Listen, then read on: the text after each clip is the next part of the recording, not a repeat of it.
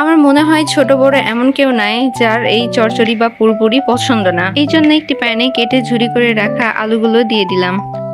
আমি আলুগুলো আগেই কেটে ধুয়ে রেখেছিলাম।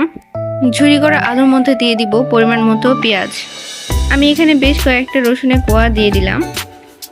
1 চা চামচ মরিচের গুঁড়া, 1 চা চামচ হলুদ গুঁড়া, পরিমাণ মতো লবণ, ধনিয়া গুঁড়া দিয়ে দিলাম 1 চা চামচ, আদা বাটা 1 চা চামচ, রসুন বাটা 1 চা চামচ।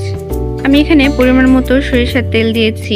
আপনারা চেষ্টা করবেন এই তরকারিতে সরিষার তেল ব্যবহার করা, তাহলে ফ্লেভারটা অনেক সুন্দর আসে। সবগুলো মশলা ভালো করে হাত দিয়ে মাখিয়ে নিব। একটু সময় নিয়ে মশলার সঙ্গে আলুগুলো মিশিয়ে নিব।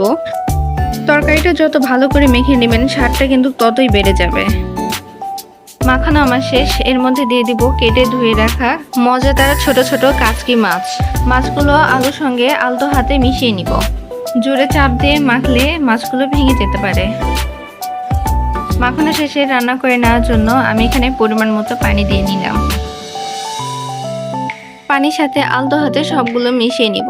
এইভাবে চচ্চড়িটা রান্না করলে ছোট মাছগুলো ভেঙে যাবে না। চুলার উপর দিয়ে ঢাকনা লাগিয়ে লো টু মিডিয়াম ফ্লেমে এটা রান্না করে নিব। আপনারা অবশ্যই এটা লো টু মিডিয়াম ফ্লেমে রেখে দিবেন। আমার কাচকি মাছের চচ্চড়ি বা পুরপুরি রান্না কমপ্লিট। এই তরকারিতে কোনো রস থাকবে না। সবগুলো রস যখন শুকিয়ে তরকারিটা কড়াইয়ের সাথে লেগে লেগে যাবে তখনই বুঝে নিতে হবে রান্না কমপ্লিট। আপনারা রান্নার সময় তরকারি বারবার নাড়া দিবেন না, এতে কিন্তু মাছ ভেঙে যেতে পারে। এই মজাদার চচ্চড়িটা থাকলে ভাতের সঙ্গে কি আর কিছু লাগে? আপনাদের এই চচ্চড়ি বা পুরপুরিটা কেমন লাগে অবশ্যই জানাবেন।